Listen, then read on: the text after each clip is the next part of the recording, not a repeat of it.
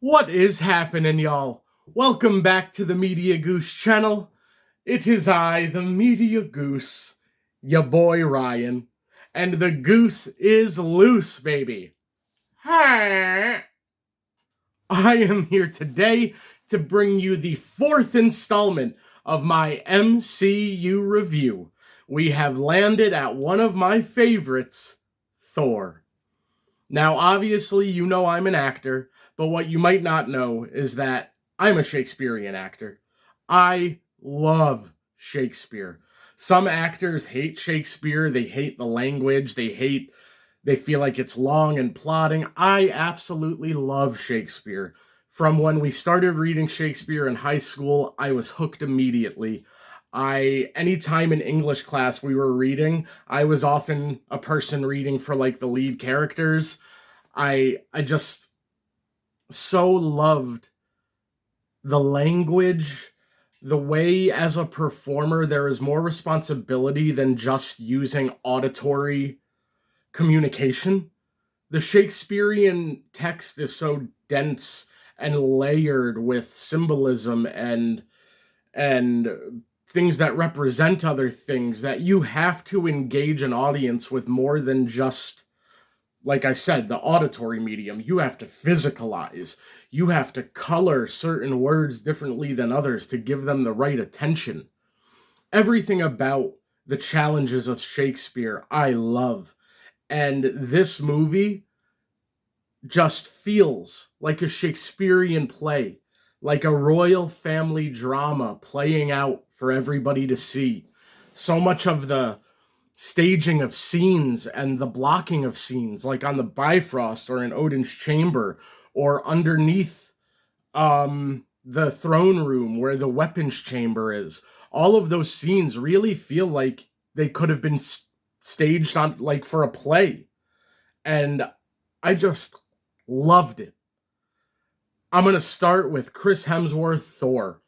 He is the lead of this. He's one of my favorite characters in all of Marvel for all of the things he experiences as a character. In this, he starts off young and brash, and he is doing things out of lust for war and a lot of things you see in Shakespeare in young, immature characters, hubris, arrogance, and he plays that perfectly. So then, when Odin rips it all away from him, you get to feel that arc of his experiences. I wrote down that I compared something Thor experienced to Tony's cave. Yes, so when Thor gets his power stripped for defying Odin, and he gets sent to Earth as a mortal.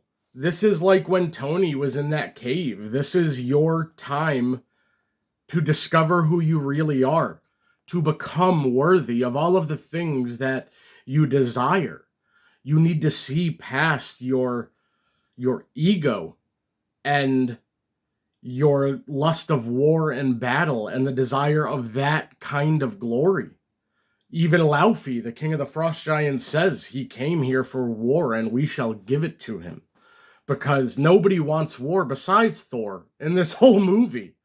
Nobody else Loki comes to, but then when we see Thor interacting with Jane and Darcy and Selvig, I just love it. It's like you're taking Shakespeare and the modern world and jamming them together in terms of the way the language interacts and people calling out the language and the habits and behaviors. It's very much like in Shakespeare, like Edmund in King Lear, like somebody who was within the royal court diminished to a peasant, to interacting with people who previously, when he was of the royal court, he would have deemed as less worthy than him. And that is where he finds himself. That moment where he tries to pull Mjolnir from the ground and doesn't pull it out. That's his rock bottom. That is resignation. And I think it's kind of poetic because it's a little bit similar to the experience of addiction and entering recovery, because his father banished him from his home, which you would have think would have immediately sparked that change and um that ability to look internally. But instead it takes time. It takes time for him to get there. When I got sober, my friends had an intervention for me, and it didn't really take. It didn't hit for me. It took like another 3 weeks before I hit my rock bottom. Not somebody else's, but your own. And when Thor is sitting there, it's heartbreaking. And then Loki shows up and tells him his father's dead, and everything Thor thought he was entitled to, has been stripped from him. And now all that's left is who he is, and he doesn't know who that is. It's just beautiful. Loki in this movie, my goodness. Loki to me is like, he's like Tony Stark or Iron Man, but he started as a real villain, and this full arc to where he is now in Marvel as this god of stories. If you haven't watched the Loki series, Loki is like God now. He's ruling all of time. And to start here in this movie, where he is just like the peak of a Shakespearean villain. He is Iago in Othello. He is manipulative, all the way in ways that the movie doesn't even blatantly tell you, but when you go back and watch, you see it. Those frost giants that get in at the beginning of the movie, they were led in by Loki. And even Heimdall doesn't know that at first. So where we know Loki as this trickster and the archetype that he represents through literature, the characters around him trust him because he's a manipulator, and he is the god of manipulation. He is the king of the trickster type, the make you think one thing while pursuing another. It's just phenomenal. And then when he does start to show all of the work he has put into this, it's amazing. When he takes over as king and Lady Sif and the Warriors 3 walk into the crown room, my goodness, the aura of King Loki was real. And the way he didn't just, as soon as he took the throne, reveal his evil plan and start monologuing like most villains would, he continued his deception. He planned on enacting this war where he was playing both sides. It's like that moment in Always Sunny when Mac is telling everybody, oh yes, I'm playing both sides.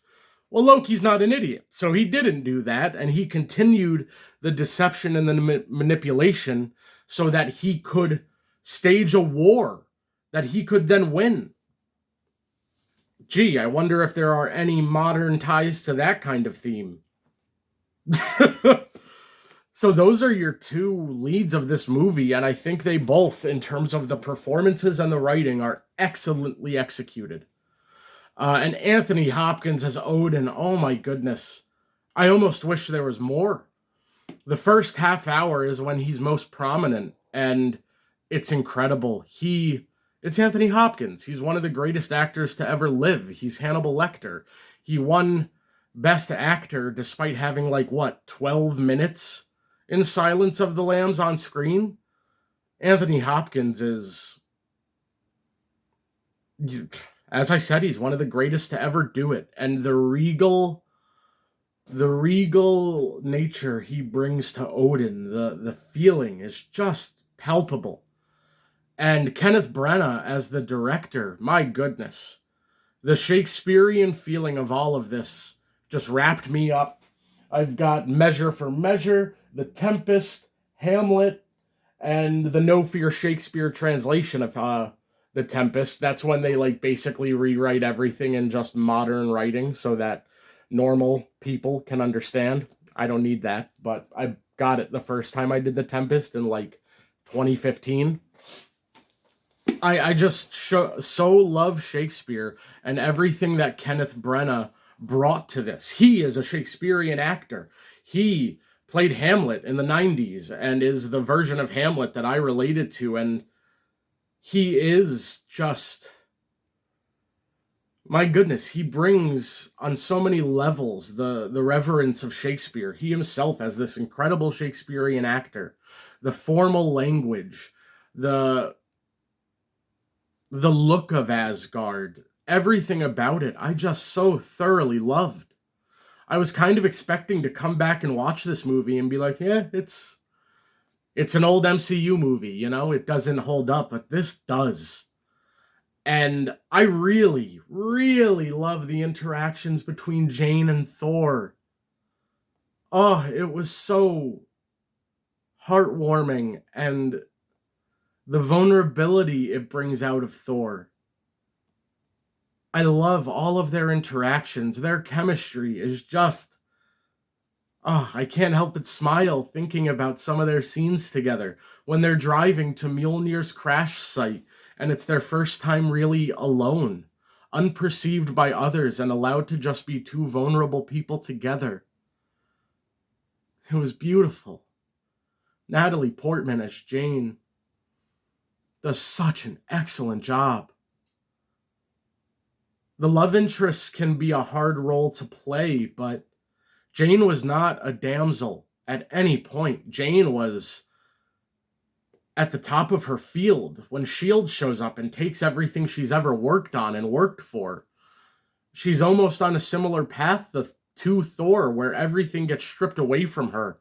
And then at the end, right after the scene where Thor gets everything back and is worthy, Jane gets everything back from S.H.I.E.L.D. Their worthiness kind of go together. Except Jane didn't need it. She was worthy from the beginning, but that's kind of the trials and tribulations of a woman. Because notice when S.H.I.E.L.D. came in, it was very Big Brother feeling. It was all white men in black suits. So the worthiness on both sides of that, how a man wasn't worthy and had to go and earn it, and then a woman who was worthy the entire time, still having to go through all of these just obstacles. It was beautiful. The Warriors 3, I really enjoyed. I think I could have used like maybe one more scene with them and Thor, but the scene, I haven't even talked about the battle on Jotunheim yet. That was excellent. The tension as Laufey and Thor interact, and Thor kind of putting Loki in his place and saying, know your place, brother. It was just incredible. The battle was excellent. As you see, at first, they all are kicking ass, and then little by little, they start to get overwhelmed, and they all have to start retreating.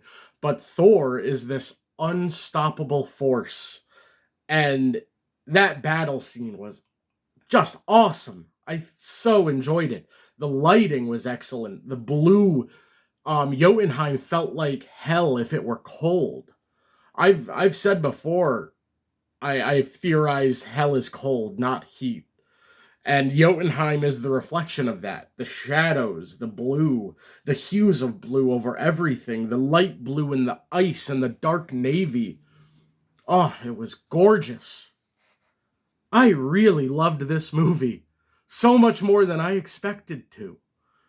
And I liked it previously, but it wasn't a movie I spent a lot of time with. My real love of Shakespeare has developed more in the last, like, I don't know, 4 years, where I've played a lot of Shakespearean characters, and getting to perform the language has enhanced my appreciation of it. So coming back and seeing this as somebody who reveres Shakespeare as much as I do now, and I have a better knowledge of the plays and the history of Shakespeare, all of this just resonates so much stronger for me. I have a monologue I do that I'm probably going to record and post from King Lear, where Edmund disguises himself, and I'm so excited to share that. I feel like even some actors kind of raise their nose up at Shakespeare, like, ugh, that crap, let it die. It's It's dense language and it's boring, but I don't know, sorry, maybe you're just not an intellectual. I love Shakespeare, so I loved Thor. I think that it's crazy to me because I mentioned this in my first Iron Man movie. I was only seeing the Iron Man movies. I didn't see Thor when it came out. I didn't see Captain America when it came out. I didn't even see the Avengers when it came out. And I don't know that I would have appreciated Thor like I do now if I saw it then. And I absolutely love it. And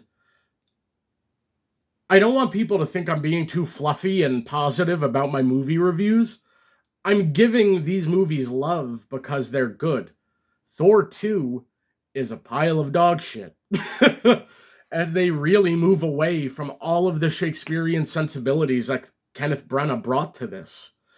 And I think this was the world Thor always should have lived in. Man, this movie was excellent. I think so far I'd probably have it as my second favorite movie. I think right now the rankings would be Iron Man, Thor, Iron Man 2. And, oh no, I would put the Incredible Hulk ahead of Iron Man 2. So I would have Iron Man, Thor, the Incredible Hulk, Iron Man 2. Iron Man 2 at the bottom, I talked about some of my critiques of that and how I wish it just allowed itself to be more of its own movie. This movie did that. It allowed itself to be a good Thor movie.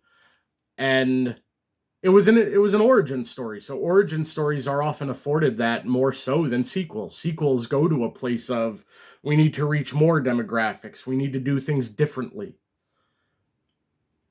I love this movie. The acting performances, the direction, the visual storytelling. This was a really great movie. Let me know your thoughts down below, guys. What did you think of Thor? What do you think of my review? The only minor criticism, Darcy was kind of annoying at times. As like Selvig and Jane are lamenting losing their life's work. She's like, yeah, my iPod. There was only like 3 or 4 lines where she bothered me, so just to give like a minor criticism, that's really it. Also, maybe more Frigga, but I know she has a more prominent part as we go. So, yeah, Thor's an awesome movie, y'all. Go back and watch it. Thank you guys for hanging out with me today. The Goose is out. Ha!